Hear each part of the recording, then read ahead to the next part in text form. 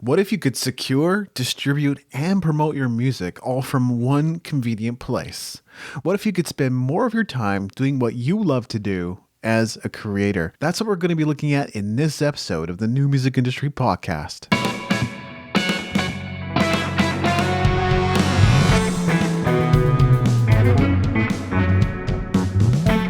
You're listening to the New Music Industry with David Andrew Weeb. Well, today I'm passing the mic with CEO and co-founder of TuneGO, John Kohl. How are you today, John? Great. How are you? I'm great. Thanks for asking. So I've heard TuneGO be described as a record label in a box. You allow artists to secure and distribute their music. But the part that immediately caught my attention is that you also do promotion. And that's the part that's often missing in the distribution equation. So tell us how this all works. Yeah. And, thanks for having me. It's great to be here. It really all starts with our patented TuneGO Vault, which we have over 100 granted patent claims for. And the TuneGO Vault is where an artist, whether you're a producer or a songwriter, it's really where you start your creative journey.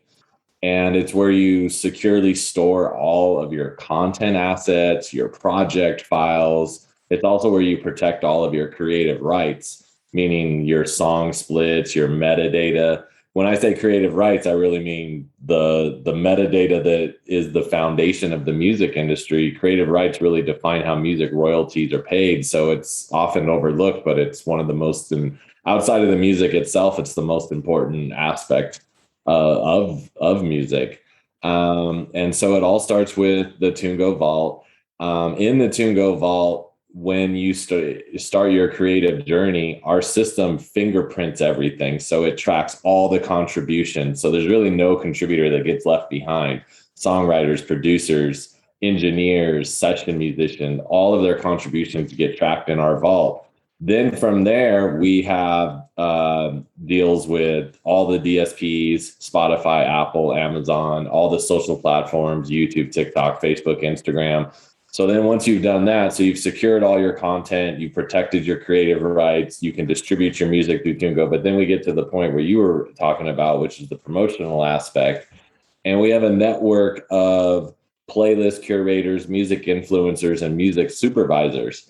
And the way that it works is that we have a system that is like a big data engine that where music fans will go in and review music and they will give it a track rating and we get an abundance of data back. It's not just like a Facebook thumbs up or an Instagram heart. I mean, we get a really detailed report back that gives us really tremendous insight into a song. So using this system, we've been able to take music from really unheard of artists. I mean, 16-year-olds that are still in high school and, your bedroom producer, your bedroom artist, if you will, that hasn't really made a name for themselves, but they may have an amazing piece of music that the world hasn't heard of yet. So our system can detect that. And then once we detect that great music, we put that into our promotional engine. And through our partners, we've been able to get placements with the NBA, the Olympics, NFL Monday Night Football, Mercedes-Benz commercials, Nissan commercials. We've had music that's been playlisted on Spotify, on Apple. And so that's what we mean by promotion. And yes, typically that is the job of a quote unquote record label. And that goes back to why we say we're a record label in a box, because we, in one robust technology platform, provide that end-to-end solution. So if you're an independent artist, you can protect your content, protect your creative rights, distribute your music, get your music on all the socials, and then we'll help you promote that music for licensing, for playlists, and all of that. And then we help collect all of the royalties and then distribute those royalties back to you, the artist. So again, we've really built this record label infrastructure, if you will, but it's all at the fingertips of any artist who wants to join TuneGO. That sounds excellent. And I think it kind of begs the question, most record deals are basically 5 to 15% if you're lucky. Like that's what artists make on all their merchandise and royalties and everything else. Could this service make record labels obsolete, at least in the sense of, how they acted traditionally? I think the music landscape is constantly evolving. We work with record labels as well. Record labels will use our vault to manage their catalog, the music catalog, and then the creative rights. So we can help a label or a music publisher, for that matter, streamline the administration of their catalog. But yeah, for the independent community, if you have the ability to promote yourself, do well on social media, and build a name for yourself, then we give you that quote unquote record label infrastructure that, we're just going to be part of the whole, I think, evolutionary process of music, which is constantly changing in the digital age. So I do think that record labels will adapt. They'll always bring value to the equation because they can help invest in an artist in a significant way. But I think one of the main goals with TuneGO is, when it comes time to get that record deal, let's help that artist get to a point where they have more control and more education over their rights so they get the better deal. And that's where I think that the record labels are going to have to evolve to compete, is that some of those deals that weren't quite as artist friendly, I think the labels are going to have to now offer more artist friendly deals, and in order to entice an artist to do a record label, to do a deal with a record label, because now in today's world, the artist will have the tools at their disposal to do many of the things that a label used to do on their own. So kind of our goal is to give power back to the creative community. And even if you do a record label deal, awesome. Hopefully you have a little bit more going for you where you're going to be able to negotiate better terms for yourself. And it's a deal that's actually really good for you, the artist. I think that's what we would all love to see. Yeah. So you referred to metadata earlier, and it's something we've talked about on the podcast in the past, but something you offer with TuneGO is the ability to have your metadata on the same platform you used to distribute your music. How's that different from what's out there, and what's the advantage of that? Yeah, it's the way that we store it in the vault. And the advantage of it is, like a lot of platforms out there, let's say you use a typical distribution aggregator. Yes, you'll enter metadata as you're putting your music on Spotify, but then what? Where's that data saved? So the way that we store it in the vault is a way that it could be used for not just distribution, but then if you're going to license your music, you're going to need that information. You're going to need to submit that to a licensing company or a performance rights organization or a collection society. So we put it in one spot in a way on the cloud that it's easily accessible and easily transferable to multiple different engines. And I've never seen and distribution channels. And I've never seen a platform that consolidates and streamlines and simplifies the metadata in that way to make it so that just at your fingertips, you can get that into the different distribution channels, so that you collect all of your royalties. That was one of the big problems that we set out to solve. Every year, literally billions of dollars of royalty sits out there in the quote unquote ether that's already been collected. Like Sound Exchange, for example, collects they sit on about 500 million a year in royalties that they don't distribute, not because they don't want to distribute it, because they don't know where to send it, because they don't have the right metadata. And so that's a big problem that we're looking to solve by having a unified system that sits on that. All that metadata makes it easy to get into all the proper channels, not just one channel. And then I have to repeat the process with another channel and then repeat that process again with another channel. We consolidate it all to make it easy, so that we want to simplify the business of music so that the artists can focus on doing what they love to do, what they're passionate about, which is making great art. And let's streamline the business part out of that, so they're spending less time on the administrative side of it and more time creating more art that, the whole world wants to hear. Couldn't agree more. It is a complex and siloed industry. And when you really want to go about collecting all your royalties and everything you're owed right now, you got to sign up with multiple companies, sign multiple forms. And to an extent, that might still stay in place. But if there is a streamlined way that helps artists get access to all that instantly, would make a big difference for a lot of artists being able to focus not on the admin side, but actually on the creative side of music. Totally. So right now I see that TuneGO is invitation only. What are your plans with it? Who's going to be able to take advantage of your platform? We span the gamut from A-list artists all the way to independent artists.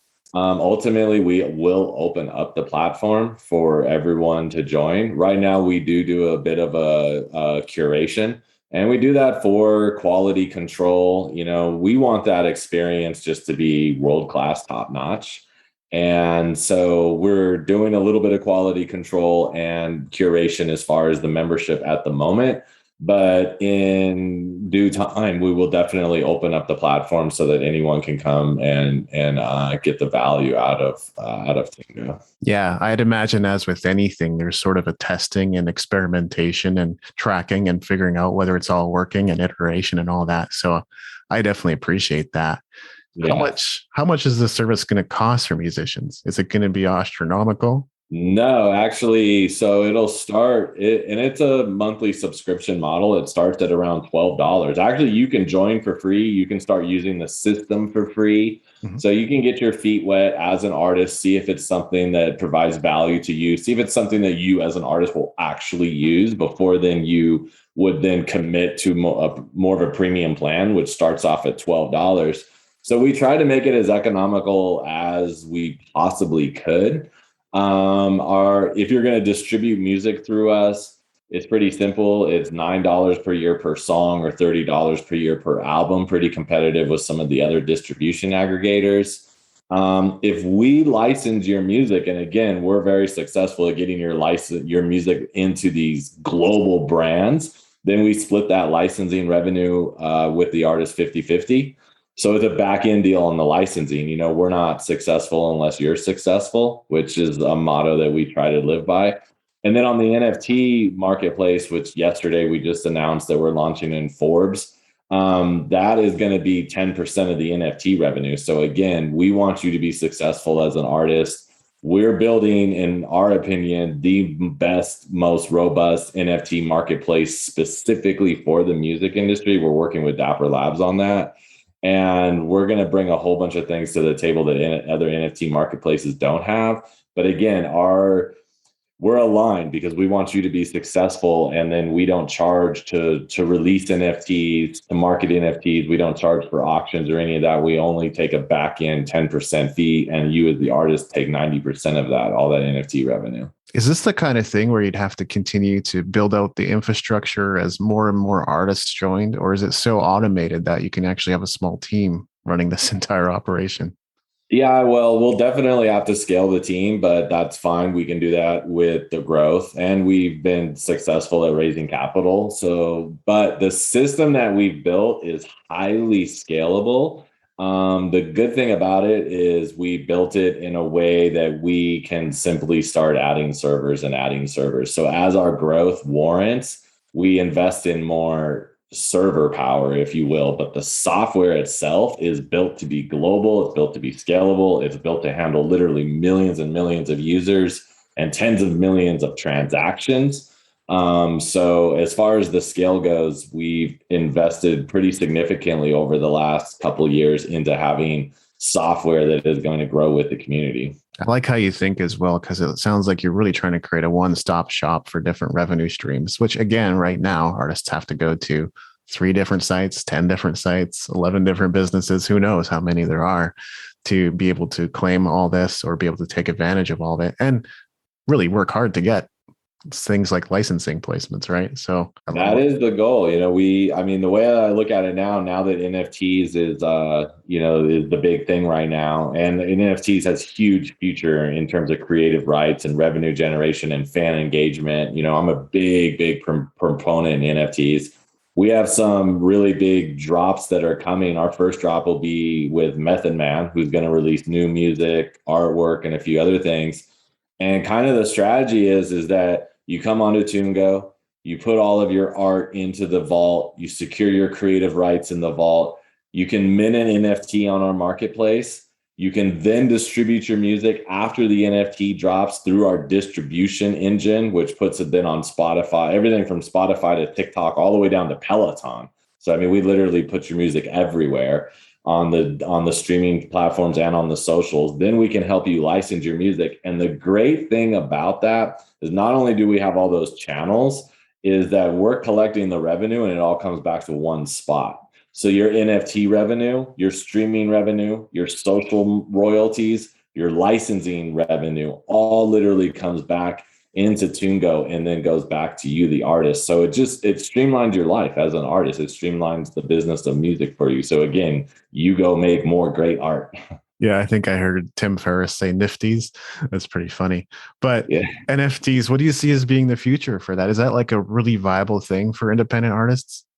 100%. So on so many different levels, there's the obvious component that everybody chases, which is it's a new digital revenue stream. There's the fan engagement piece of it that I love.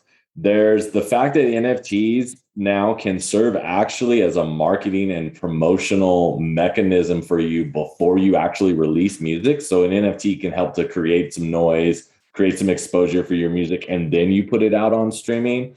And then the one thing that I really love is the creative rights aspect to it, where I think the future of NFTs is going, the real underlying foundational that actually is involved with the creative rights.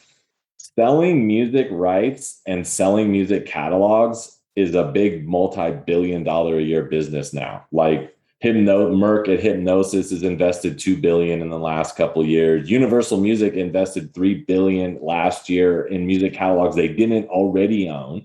BlackRock, the biggest private equity firm in the world, invested 1 billion. You have Primary Wave, you have all these big music publishers that are literally buying catalogs for billions of dollars. The Red Hot Chili Peppers sold their catalog for 140 million.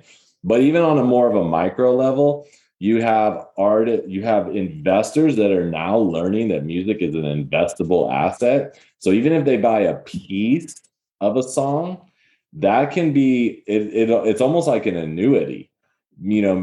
Streaming is driving record music profits. Music royalties pay for 70 years beyond the death of an artist.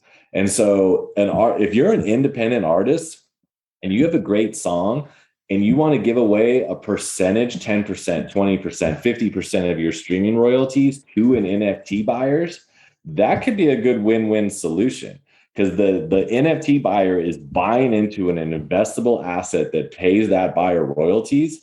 But then that independent artist that may not have as much money in their bank account could get essentially an upfront payment. Instead of having to wait for all those streaming royalties to come in, they can take that NFT sale, give away a portion of their streaming royalties, get a check up front that they can reinvest into new music. Maybe it's a music video, maybe it's studio time, maybe it's whatever it is, marketing that music on social media. It could be anything. So it's a way to get a bigger check up front. And I think that's incredibly valuable to an independent artist to get some money rather than waiting for the long tail of streaming royalties.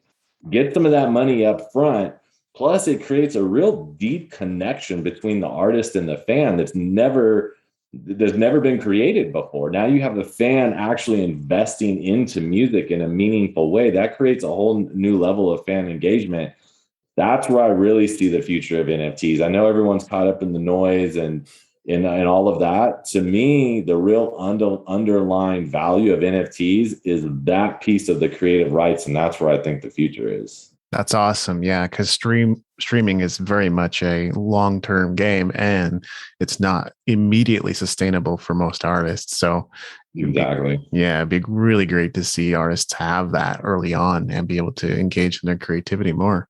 Right. There's never been so many opportunities, platforms, and income streams for artists. Yet the prevailing opinion of so-called YouTube influencers seems to be that making a career out of music is really hard. And I get that it can be a real challenge at times because I've been through that too. Where do you see things going? Yeah, it's hard. Music is a tough game. I mean, there's no question about it.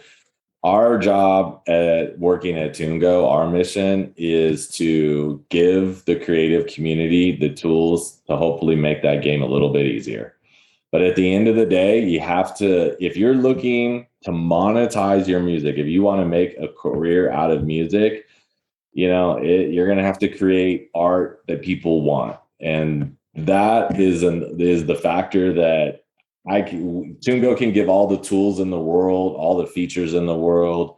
If there's not art that people don't want to consume, then it's going to be tough to build a career out of that. So music's tough. I look at music a lot like I look at sports. And, in sports, you have tens of millions of high school athletes that become hundreds of thousands of college athletes that are dwindled down to basically under 500 people that are in the NBA. So you have tens of millions of people trying to become 500 people in the NBA, or under 1,000 people in the NFL, or whatever it is. Music's like that. It's a professional sports like it's a professional sports like environment. And if you're really going to make it to the top, you're gonna have to put in the work. It's a lot of work, and you have to stay dedicated to your craft, stay passionate about your art. I always think the breakout artists are the ones that stay true to themselves. That'd be my only advice. Stay true to your art. Don't let other people tell you what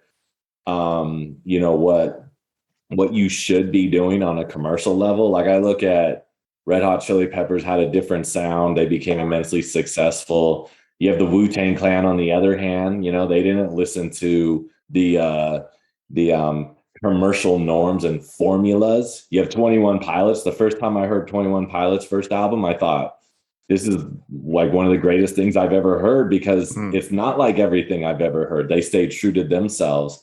So I think as an artist, stay true to yourself, and then the chips are gonna fall where they fall. I was asked a similar question the other day, and I said the greatest challenge is that it's about the music and it's not about the music. It's about the music because you have to have a really great craft, and it's not about the music because you almost have to be a personality. I look at someone like Zuby, and he's as much of a Twitter personality as he is a rapper, right? And a podcaster, and so on and so forth. So it's like you got to be able to do multiple things, or at least have something that brings fans in, that attracts them to you.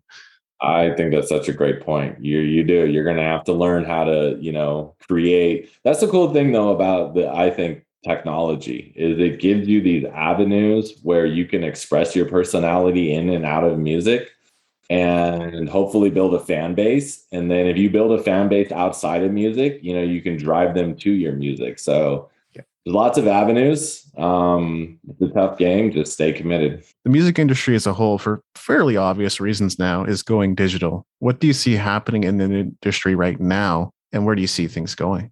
Yeah, I mean, I think NFTs is the next big frontier.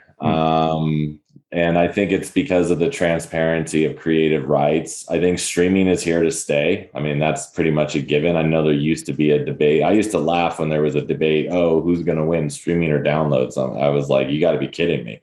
I have to spend $1 a download, or I can spend $10 to have access to every song on the planet. That's a no-brainer. Yeah. So streaming is here to stay.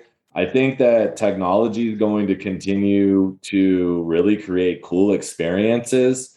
And without getting overly too tech nerd, I mean, I see things like OLED screens which, in less than 10 years, OLEDs are going to be your entire wall in your house. Then you've got VR, and you're going to have all these virtual concert, live event types of situations going on. So digital is going to completely take over. And I'm not saying that we're going to replace, or technology will replace, live events, because I think there's always something special about that live event.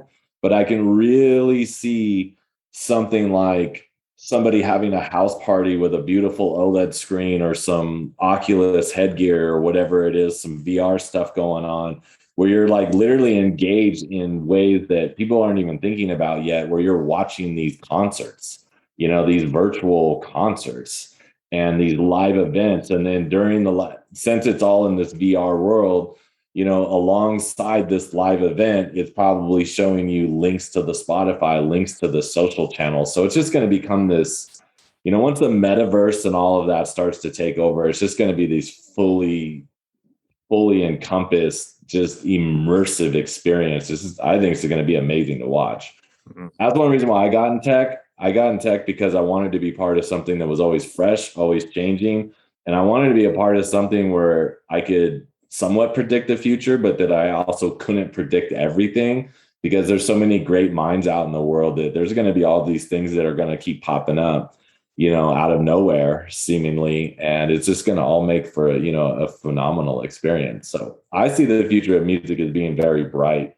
I think that tech and music is just a natural marriage. Mm. And I think that, you know, the music industry is never going to look back. We had those years between 2000 and 2015 where the music industry was just going down, tanking revenue and all of that. I think we're past that. I think the future is really bright for the creative community. And that segues nicely into the next section of the show where we want to develop your character and personality for the listeners. So, what's the last YouTube video you watched? Probably something with Lionel Messi or Ronaldo, because I watch a lot of soccer with my son. Hmm.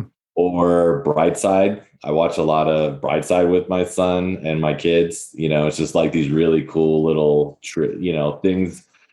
It seems like if you watch Brightside enough that you could basically win any game of Jeopardy just because you get all these random facts. So that's pretty much what dominates YouTube in our house. It's music, it's soccer, and it's these Brightside. And then they also watch a lot of the gaming, different gamers that are on YouTube. So that's pretty much what dominates. If you log into my YouTube, that's what's going to basically take over the home screen. Awesome. And what's your daily routine like?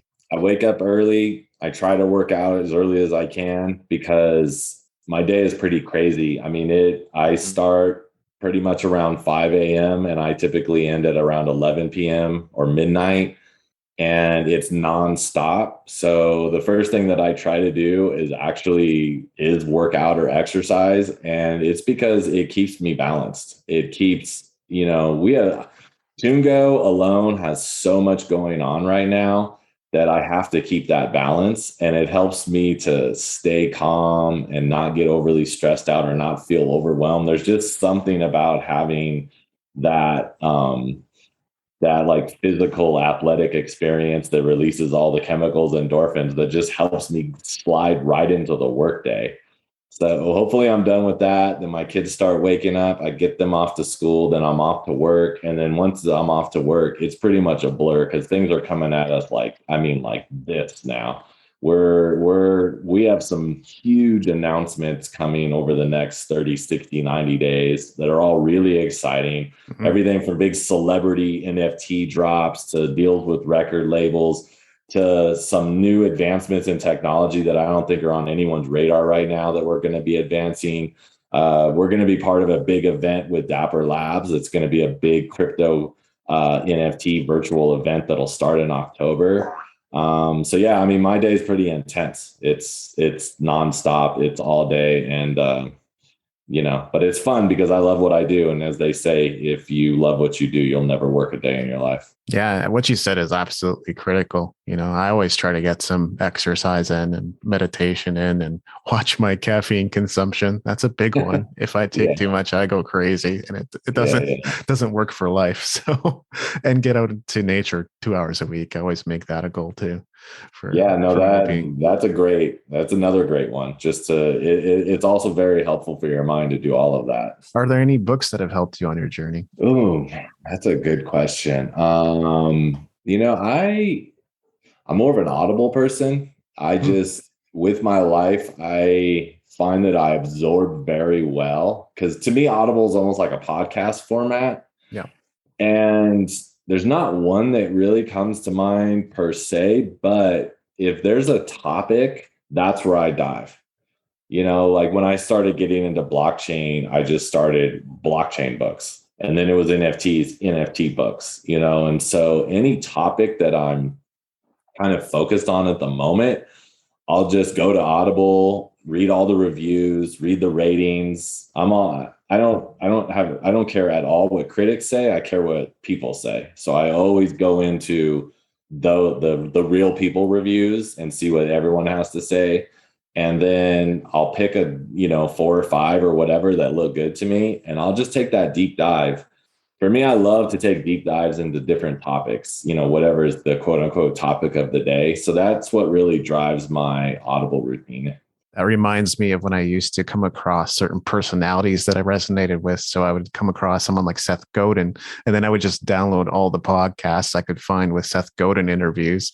And then I would end up connecting with certain hosts. So I would stay on their podcasts and keep listening to them. It's a pretty fun experience. Exactly. Yeah, that's how my evolution is worked as well. And Seth had some very influential books earlier on in my tech career. So, definitely can't discount his books. I would say he's kind of the, some of those tech scriptures, if you will, that kind of help lay the foundation of a lot of great thinking. Absolutely. Yeah. It's almost like every blog post could change the way you think about life. It gets pretty intense after a while. Yeah. What's the greatest challenge you've overcome as an entrepreneur? I think learning how to stay focused and stay, as they say, even keel, to use that term. I've had to teach myself to not get too excited about wins and not get down on myself about losses, and I think as an entrepreneur, your failures equals your success. So it's all about how you embrace failure, because the definition of entrepreneurship is failure. And so, I've been hit with bad news right before having to do a big presentation, and I mean, I had to learn how to compartmentalize things in a way that I can focus on the moment and not let good news or bad news take me too high or take me too low. So I think that was the greatest challenge. Once I feel like I've mastered that pretty well, where I stay pretty, even keel. That to me has been the greatest challenge that I've mastered, because even with the wins, you get a great win. If you're going to sit around and spend the rest of the day high-fiving, you're losing, because other people are still moving forward. It's kind of like when I was growing up playing sports, the coach used to always tell me, well, if you're not practicing, somebody is.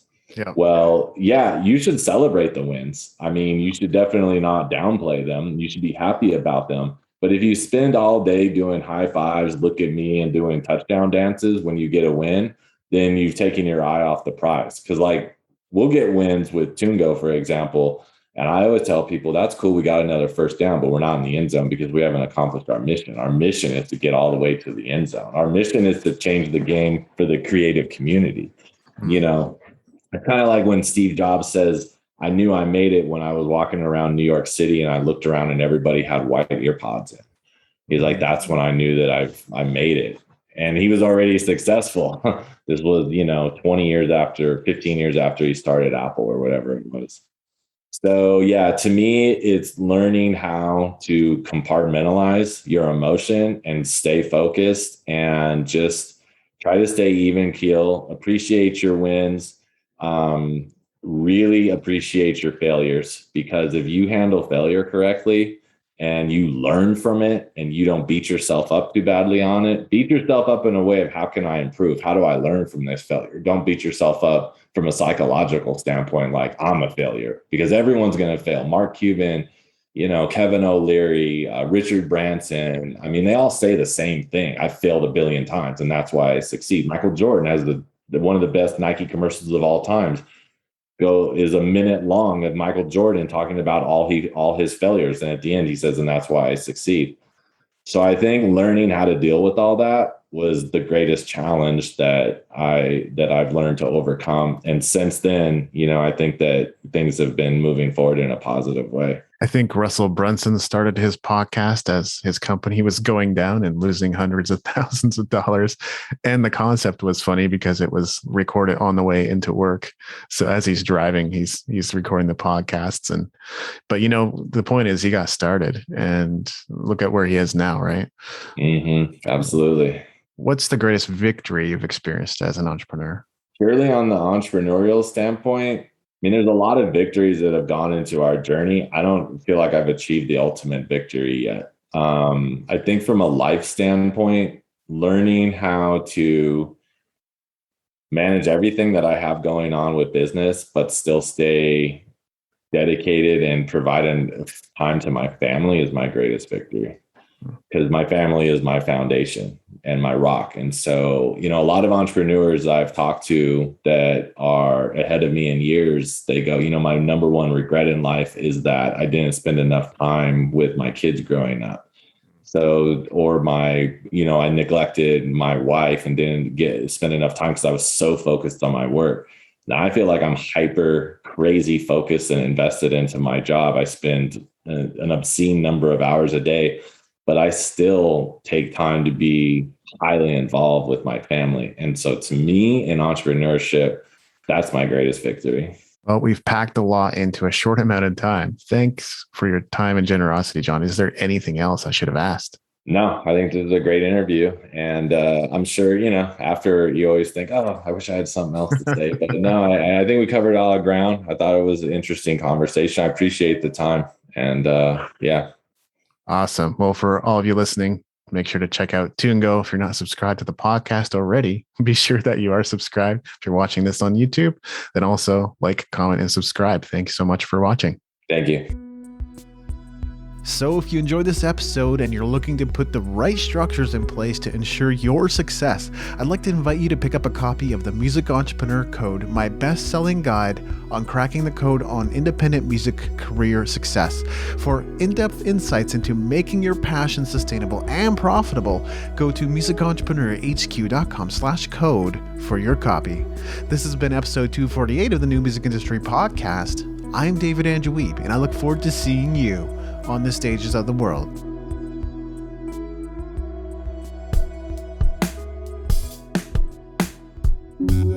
Thank you for listening. Music in this episode was brought to you by Brian Young.